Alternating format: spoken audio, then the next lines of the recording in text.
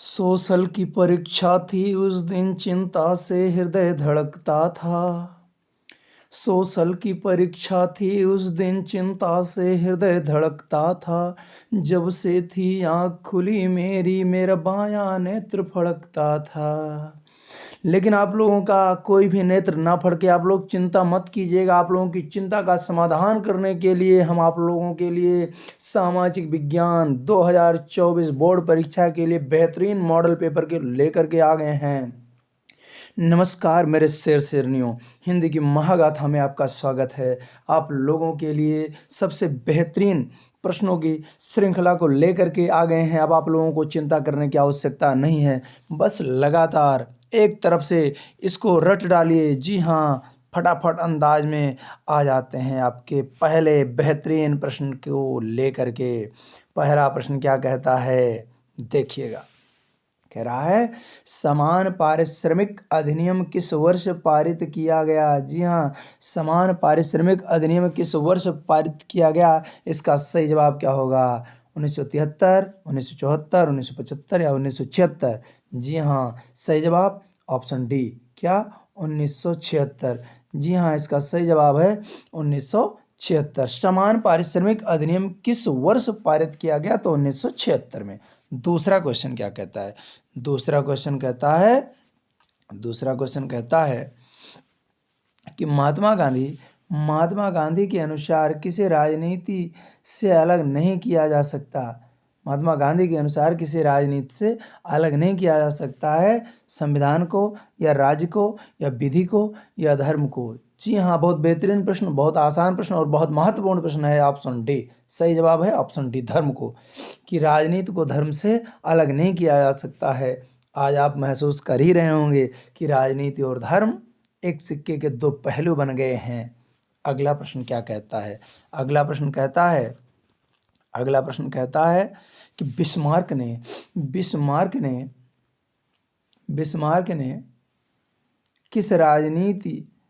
किस नीति के द्वारा किस नीति के द्वारा जर्मनी के एकीकरण में सफलता पाई? आपको बताना है कि बिस्मार्क ने किस नीति के द्वारा जर्मनी के एकीकरण में सफलता पाई। सही जवाब क्या होगा? बिल्कुल बेहतरीन और महत्वपूर्ण प्रश्न है, लौह एवं रक्त नीति के द्वारा। याद रखना, ये प्रश्न वेरी वेरी इंपॉर्टेंट है। जी हाँ, बहुत ही महत्वपूर्ण प्रश्न है। यह प्रश्न बहुत महत्वपूर्ण है कि बिस्मार्क ने लौह एवं रक्त की नीति के द्वारा जर्मनी के एकीकरण में सफलता प्राप्त की थी। वीडियो को अब तक लाइक नहीं किया तो लाइक कर दीजिए, और चैनल को सब्सक्राइब नहीं किया तो सब्सक्राइब कर लीजिए। देखते हैं अगला प्रश्न क्या कहता है। अगला प्रश्न कह रहा है कि क्रीमिया का युद्ध कब हुआ? भाई, क्रीमिया का युद्ध कब हुआ? इसका सही जवाब क्या होगा?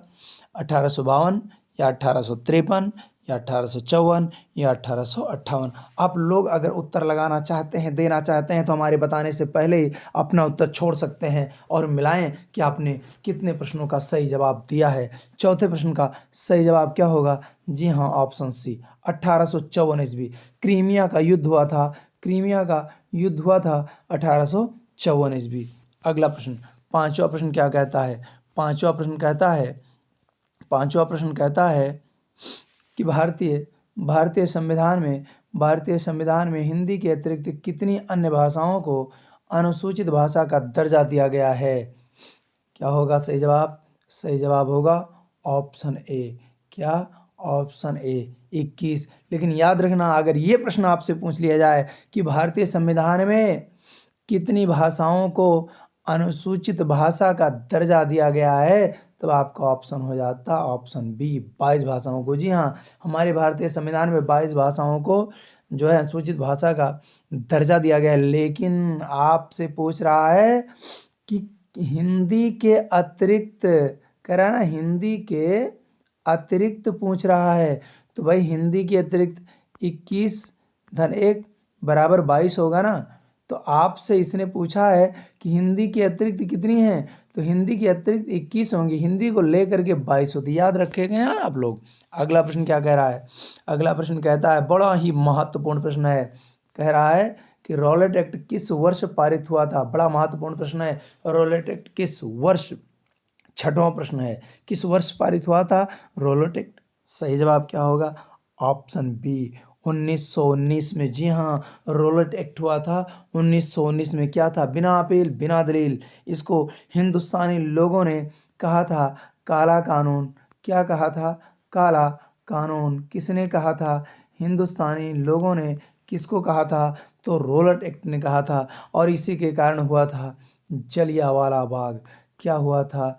जलियांवाला बाग हत्याकांड। जी हाँ, याद रखना, जलियांवाला बाग हत्याकांड ये भी 1919 में हुआ था। अगला प्रश्न क्या कहता है? काली मृदा। सातवां प्रश्न कहता है, सातवां प्रश्न, काली मृदा का निर्माण कहाँ होता है या किससे होता है? काली मृदा का निर्माण किससे हुआ है? तो आपको बताना है काली मृदा का निर्माण हुआ है किससे? ज्वालामुखी के विस्फोट से। ऑप्शन सी होगा ज्वालामुखी के विस्फोट से। अगर आपसे ये प्रश्न पूछा जाता कि काली मिट्टी का या काली मृदा का क्षेत्र कौन सा है, तो आप लोग लगा सकते थे क्या? क्या लगा सकते थे? गुजरात। क्या? गुजरात। और कहाँ लगा सकते थे? महाराष्ट्र। कहाँ लगा सकते थे? महाराष्ट्र। याद रखना, क्या पता आपसे प्रश्न पूछ ले काली मृदा का क्षेत्र कौन सा है, तो आप गुजरात, महाराष्ट्र या सौराष्ट्र आप लगा के आगे बढ़ सकते हैं। अगला प्रश्न क्या कहता है? अगला प्रश्न बड़ा ही महत्वपूर्ण प्रश्न होने वाला है। अगला प्रश्न कहता है कि तांबे का सर्वाधिक उत्पादन करने वाला राज्य कौन सा है? 8वें प्रश्न का सही जवाब क्या होगा? फटाफट उत्तर आप लोग लगा सकते हैं, देना चाहते हैं तो। इसका सही जवाब होगा मध्य प्रदेश। क्या? मध्य प्रदेश। जी हाँ, तांबे का सर्वाधिक उत्पादन करने वाला राज्य है मध्य प्रदेश। अगला प्रश्न क्या कहता है? अगला प्रश्न कहता है कि अंकलेश्वर। 9वां प्रश्न कहता है अंकलेश्वर। अंकलेश्वर किस लिए प्रसिद्ध है भाई? अंकलेश्वर किस लिए प्रसिद्ध है? बहुत ही महत्वपूर्ण प्रश्न है। इसका सही जवाब होगा खनिज तेल के लिए। जी हाँ, ऑप्शन बी खनिज तेल के लिए। अंकलेश्वर किसके लिए प्रसिद्ध है? तो खनिज तेल के लिए प्रसिद्ध है। याद रखना आप लोग। 10वां प्रश्न क्या कहता है भाई? 10वां प्रश्न कहता है कि निम्न में से किसका आयात भारत में किया जाता है? निम्न में से किसका आयात भारत में किया जाता है? क्या चाय का किया जाता है, या चाय का किया जाता है, या कॉफ़ी का किया जाता है, लोएस का किया जाता है, कि पेट्रोलियम का किया जाता है? जी हाँ, इसका सही जवाब है पेट्रोलियम का। किसका? तो पेट्रोलियम का। भारत में पेट्रोलियम का आयात किया जाता है। अगला प्रश्न क्या कहता है? 11 नंबर का प्रश्न कहता है, 11 नंबर का प्रश्न क्या कहता है कि विश्व व्यापार संगठन का मुख्यालय कहाँ है? विश्व व्यापार संगठन का मुख्यालय कहाँ है? इसका सही जवाब क्या होगा? इसका सही जवाब होगा विश्व व्यापार संगठन का मुख्यालय है कहाँ पे? तो ऑप्शन है जेनेवा। कहाँ है? जेनेवा में है। जी हाँ, अगला प्रश्न क्या है? अगला प्रश्न कहता है कि भारत में अधिकांश विदेशी व्यापार कैसे होता है या किस मार्ग से होता है? जी हाँ, आप लोगों को मैंने कई बार बताया है कि भारत में अधिकांश विदेशी व्यापार होता है समुद्री मार्ग के द्वारा। किसके द्वारा होता है? समुद्री मार्ग के द्वारा होता है। अगला प्रश्न क्या कहता है? अगला प्रश्न 13 नंबर का प्रश्न क्या कहता है? महत्वपूर्ण प्रश्न होगा। 13 नंबर का प्रश्न कहता है कि आर्थिक उदारीकरण की शुरुआत कब हुई थी? आर्थिक उदारीकरण की शुरुआत कब हुई थी? 13 नंबर का सही जवाब होगा 1989 में। जी हाँ, ऑप्शन बी 1989 में आर्थिक उदारीकरण की शुरुआत हुई थी। 13 नंबर का सही जवाब होगा कि 1989 में आर्थिक उदारीकरण की शुरुआत हुई थी। अच्छा, उदारीकरण क्या होता है? अगर आपसे ये प्रश्न पूछ ले कि उदारीकरण क्या होता है, तो उदारीकरण ये होता है कि जो भी आपके लिए सख्त से सख्त नियम कानून लगा दिए जाएं और बाद में उन पर ढील दे दी जाए, तो यह है उदारीकरण। आप लोग समझ रहे होंगे क्या है उदारीकरण। क्या हो गया इसका मतलब? कि नियमों में ढील देना। क्या? नियमों में ढील देना ही उदारीकरण है।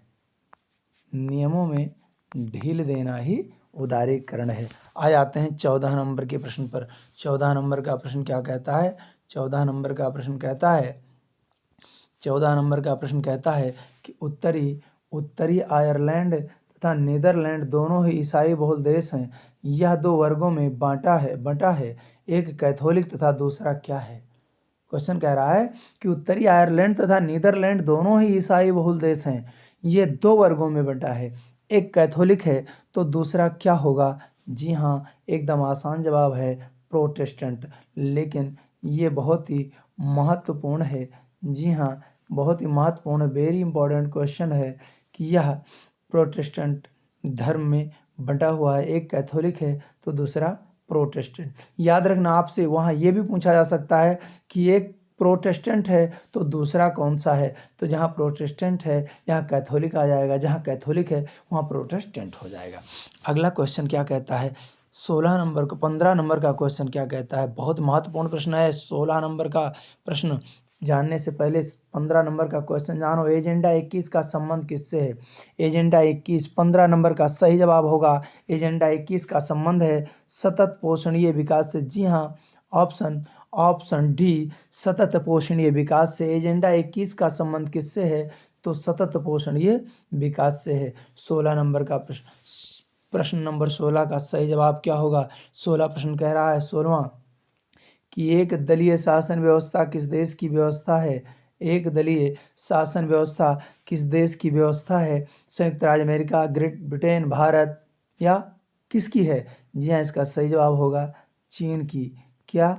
चीन की। अगर पूछे कि भारत में कैसी व्यवस्था है, तो भारत में भैया कौन सी है? बहुदलीय व्यवस्था है। क्या? बहुदलीय व्यवस्था है। यहाँ पर जो राजनीतिक दल हैं वो घास फूस की तरह उगते रहते हैं। जी हाँ, इतने राजनीतिक दल हैं कि आप लोगों को उनका नाम गिनाने में बहुत मुश्किल हो जाएगी। तो इसका सही जवाब क्या होगा कि एक दलीय शासन व्यवस्था किस देश की विशेषता है? तो इसका सही जवाब हो जाएगा, इसका सही जवाब हो जाएगा कि एक दलीय शासन व्यवस्था किसकी है? तो चीन की विशेषता है। जी हाँ, चीन की विशेषता है। अगला 16 नंबर का सही जवाब हो गया ऑप्शन डी, चीन। अगला प्रश्न 17 नंबर का सही जवाब क्या होगा बताइएगा कि राष्ट्रीय उपभोक्ता दिवस कब मनाया जाता है? महत्वपूर्ण प्रश्न होगा। राष्ट्रीय उपभोक्ता दिवस कब मनाया जाता है? इसका सही जवाब होगा 24 दिसंबर। जी हाँ, अभी बहुत जल्दी मनाया गया है। राष्ट्रीय उपभोक्ता दिवस कब मनाया जाता है? तो 24 दिसंबर को। यदि आपसे ये पूछ ले कि मानवाधिकार दिवस कब मनाया जाता है, मानवाधिकार दिवस, तो आप लोग बताइएगा कब? 10 दिसंबर को। कब मनाया जाता है? 10 दिसंबर को। क्या मनाया जाता है? मानवाधिकार। कैसा मानवाधिकार? तो विश्व मानवाधिकार दिवस। अगला प्रश्न क्या कहता है? 18 नंबर का प्रश्न कहता है क्या? देखते हैं 18 नंबर का प्रश्न क्या कहता है कि जमींदारों के दबाव के कारण सरकार ने किस फसल के आयात पर प्रतिबंध लगा दिया था? जमींदारों के दबाव के कारण सरकार ने किस फसल के आयात पर प्रतिबंध लगा दिया था? तो 18 नंबर का सही जवाब होगा मक्का। जी हाँ, मक्का के आयात पर जो है सरकार ने प्रतिबंध लगा दिया था। इसको क्या कहा गया था? Corn law. याद रखना, कार्न लॉ। अगर आपसे पूछेगा कि कार्न लॉ किससे संबंधित है, तो आप बताइएगा मक्का से संबंधित है। किससे संबंधित है? मक्का से। अगला प्रश्न क्या कहता है? 19 नंबर का प्रश्न क्या कहता है कि यूएनडीपी, क्या यूएनडीपी किन मानदंडों के आधार पर मानव विकास रिपोर्ट को तैयार करता है? किसके आधार पर तैयार करता है या किसके आधार पर प्रकाशित करती है? जो यूएनडीपी है अर्थात यूनाइटेड नेशन डेवलपमेंट प्रोग्राम, संयुक्त राष्ट्र विकास कार्यक्रम, किन मानदंडों के आधार पर मानव विकास रिपोर्ट को तैयार करती है या प्रकाशित करती है? इसका सही जवाब है जीवन प्रत्याशा। किससे प्रकाशित करती है? तो जीवन प्रत्याशा से। याद रखना, अगर किसी भी देश के लोगों की जो मृत्यु है वो बहुत ही जल्दी हो रही है, इसका मतलब वहाँ पर लोगों के द्वारा किए गए कार्य उचित नहीं है, वहाँ पर विकास के पर्याप्त संसाधन नहीं हैं, वहाँ का जीवन जो है कुपोषण से युक्त है। तो यूएनडीपी किन मानदंडों के आधार पर मानव विकास रिपोर्ट तैयार करती है? तो इसका सही जवाब होगा जीवन प्रत्याशा। अगला प्रश्न क्या कहता है?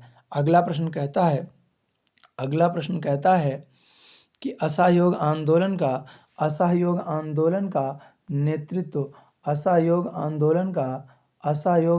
का नेतृत्व किसने किया था? आसान प्रश्न लेकिन महत्वपूर्ण प्रश्न। सही जवाब होगा महात्मा गांधी ने। किसने किया था? महात्मा गांधी ने। तो आप लोगों को ये वीडियो कैसा लगा आप लोग कमेंट में ज़रूर बताइएगा। वीडियो को लाइक नहीं किया है तो लाइक कर दीजिए और चैनल पर पहली बार आए हैं तो सब्सक्राइब कर लीजिए। मिलते हैं अगले वीडियो में।